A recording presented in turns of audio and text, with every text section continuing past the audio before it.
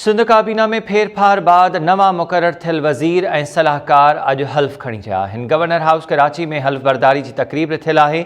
ज्ञानचंद इसरानी खे अक़लियती मामरनि बाबति वज़ीर बणायो वेंदो, जीअं त ॼाम ख़ान शोरो खे आपाशी खातो ऐं ज़िया अब्बास शाह खे वर्क्स एंड सर्विसिस खातो मिलण जा इम्कान आहिनि। नासिर शाह खां सुदसमाव खातो वापसि वठी ॿीहर सईद गनी खे ॾियण जो फ़ैसिलो कयो वियो, जॾहिं त सईद गनी खां तालीम वारी वज़ारत वापसि वठी सरदार शाह खे ॿीहर तालीम जो वज़ीर बणाइण जो इम्कान आहे।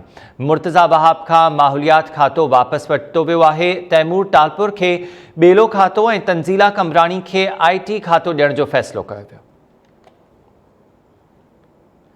सिंध काबीना में फेरफार बाद नवा मुक़रर थियल वज़ीर ऐं सलाहकार अॼु हल्फ़ खणंदा। दोदो चांडियो खां इन हवाले सां वधीक तफ़सील मालूम कयूं था। दोदो चांडियो, वधीक आगाह कजो, सिंध काबीना में ॿीहर फेरफार कई वई। जी बिल्कुल, हमीद सिंध काबीना में वॾी फेरफार आहे ऐं ख़ासि तौर तक़रीबन समूरनि खातनि खे घरे घटि तब्दील कयो पियो वञे ऐं नवां वज़ीर बि शामिल कया पिया वञनि, नवां सलाहकार, नवां स्पेशल असिस्टेंट ऐं काफ़ी वज़ीर जेके आहिनि पुराणा चेहरा जेके आहिनि उनखे फारिग कयो पियो वञे। शाम जो 7 वॻे गवर्नर हाउस में हल्फ़ बरदारी तक़रीब रखियल आहे। सिंध काबीना जे सिंध काबीना में हीअ जेका तब्दील कई थी वञे उनमें जिन वज़ीरनि खे घर मोकिलियो पियो वञे उनमें सूबाई वज़ीर फराज देरो आहे, सांगल सां सोहेल अनवर सियाल आपाशी वज़ीर हुयो, इलाही मज़बूत वज़ीर रहियो आहे, उनखे हटायो पियो वञे। हरीराम किशोरलाल जे वटि खोराक अक़लियती मामला उनखे हटायो पियो वञे। PP सिंह जो सदर रसाल खोरो जे वटि बोर्ड यूनिवर्सिटीज़ वारो खातो हुयो, उनखां बि उहो वापसि वठी उनखे डी नोटिफाई कयो पियो वञे। फराज देरो, सोहेल अनवर सियाल, हरीराम किशोरलाल, निसार खोरो जेको आहिनि उहे अॼु काबीना मां फारिग थी वेंदा, घर भेड़ो थी वेंदा, जॾहिं त 4 नवां वज़ीर अॼु हल्फ़ खणंदा। जाम ख़ान शोरो जेको अॻिम सूबाई वज़ीर हुयो, कासमाबाद में चूंडियल आहे, उहो वज़ीर थींदो। साजिद जोखियो कसम खणंदो, ज़िया अब्बास शाह कसम खणंदो, ज्ञानचंद इसरानी जेके आहिनि कसम खणंदा। अहिड़ी रीति 2 नवां सलाहकार जेके आहिनि उहे काबीना में शामिल थियनि पिया, जिन में मंजूर वसाण सीनियर सियासतदान आहे उनखे काबीना में शामिल कयो पियो वञे ऐं गॾोगॾु जेको शफ़क़त शाह शिराज़ी आहे उनखे पिणु काबीना में शामिल कयो पियो वञे। अहिड़ी रीति कुझु नवां स्पेशल असिस्टेंट आहिनि जिनखे बि खणियो पियो वञे, जिन में दोस्त मोहम्मद रायमू आहे उनखे शामिल कयो पियो वञे एज़ स्पेशल असिस्टेंट।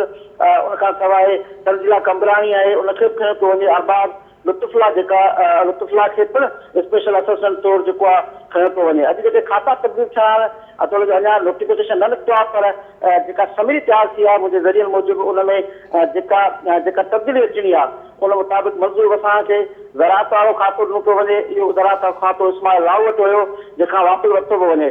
तालीम सईद गनी खां वापसि वठी सरदार शाह खे ॾिनी पई वञे। नासिर शाह खां इतलात वारो खातो वापसि वठी सईद गनी खे ॾिनो पियो वञे। अॻु नओं हल्फ़ खणंदड़ जाम ख़ान शोरो खे आपाशी वज़ीर ठाहियो पियो वञे। ज़िया अब्बास जेको नओं वज़ीर हल्फ़ खणंदो उनखे वर्क्स ऐं सर्विस जा खाता ॾिना वेंदा। ज्ञानचंद इसरानी खे अक़लियती मामलनि जो खातो ॾिनो वेंदो। साजिद जोखियो खे सोशल वेलफेयर जो खातो ॾिनो वेंदो। अरबाब लुत्फ़ुल्लाह जेको स्पेशल असिस्टेंट आहे उनखे नौजवान वारा मामला यूथ अफेयर्स जो खातो ॾिनो पियो वञे। अहिड़ी रीति तैमूर टालपुर जेको आहे उनखां IT वापसि वठी उनखे ॿियो खातो ॾिनो पियो वञे। तंज़ीला कमरानी जेका नओं स्पेशल असिस्टेंट मुक़ररु थी हुई उन जे लाइ IT जो खातो जेको आहे उहो उनखे लाट कयो वेंदो। मुर्तज़ा वहाब जेको सलाहकार आहे माहौलियात जे हवाले सां उनखां उहो वापसि वरितो पियो वञे। उनखे अॼु कराची जो एडमिनिस्ट्रेटर मुक़ररु कयो वेंदो, नोटिफिकेशन जारी थींदो। इस्माइल राव खां ज़राअत वापसि वठी इस्माइल राव खे जेको आहे उहो माहौलियात ऐं यूनिवर्सिटी बोर्डनि वारो खातो ॾिनो पियो वञे। मुकेश चावला खे हिकिड़ो इज़ाफ़ी खातो मिलंदो खुराक वारो जेको हरीराम जे वज़ारत छॾण सबबु ख़ाली थियो आहे थींदो। दोस्त मोहम्मद रायमू खे स्पेशल असिस्टेंट कयो पियो वञे। अहिड़ी रीति खातनि जी जेका हेरफार आहे उहा अॼु शाम ताईं नोटिफिकेशन बि निकिरी वेंदो ऐं शाम 7 वॻे गवर्नर हाउस में हल्फ़ बरदारी तक़रीब थियल आहे, जंहिंमें 4 नवां वज़ीर जेके आहिनि उहे अहदनि जो कसम खणंदा। दोदो, अवां ॿुधायो त मुर्तज़ा वहाब खे हाणे सलाहकार न पर कराची जो एडमिनिस्ट्रेटर मुक़ररु कयो वेंदो, इहा मुक़ररी बि अॼु शाम ई थी वेंदी? जी बिल्कुलु, मुर्तज़ा वहाब खे चयो वियो आहे, ऑफिशियल खे ॿुधायो वियो आहे, मुर्तज़ा वहाब ख़ुदि हुनजी तस्दीक कई आहे त अॼु शाम जो ई इन जेके नोटिफिकेशन कैबिनेट डिवीज़न मां निकिरंदा, कैबिनेट डिवीज़न जेका उन में मुर्तज़ा वहाब खे डी नोटिफाई कयो वेंदो सलाहकार तौरु ऐं उनखे उनखां माहौलियात वापसि वरिती वेंदी ऐं मुर्तज़ा वहाब जेको आहे उनखे कराची जो एडमिनिस्ट्रेटर जेको आहे उहो मुक़ररु कयो वेंदो ऐं उनजो नोटिफिकेशन बि अॼु शाम जो जारी थींदो। ऐं इहे सभु हल्फ़ बरदारी खां पोइ जीअं हल्फ़ बरदारी तकरीब ख़त्म थींदी त जेको सिंध सेक्रेटरी अंदरि जेका कैबिनेट डिवीज़न आहे जेका नोटिफिकेशन जारी कंदी आहे उन जे अमले खे विहारियो वियो आहे त उहे मौजूदु हुजनि। कोविड जे करे उन्हनि खे उहे पहिरीं मोकलनि ते आहे उन घुरायो वियो आहे, उहे ऑफिसर मौजूदु आहिनि ऐं उनखे चयो वियो आहे त उहे शाम जो साल बरदारी खां पोइ नोटिफिकेशन जारी थींदा आहे। ठीक है, दो चांडियो अपडेट करण लाइ महिरबानी। कुछ वज़ीरनि ऐं सलाहकारनि खे सिंध काबीना मां फ़ारिग कयो वेंदो, कुछ नवनि चेहरनि जी एंट्री थींदी। नवां सूबाई वज़ीर ऐं सलाहकार अॼु गवर्नर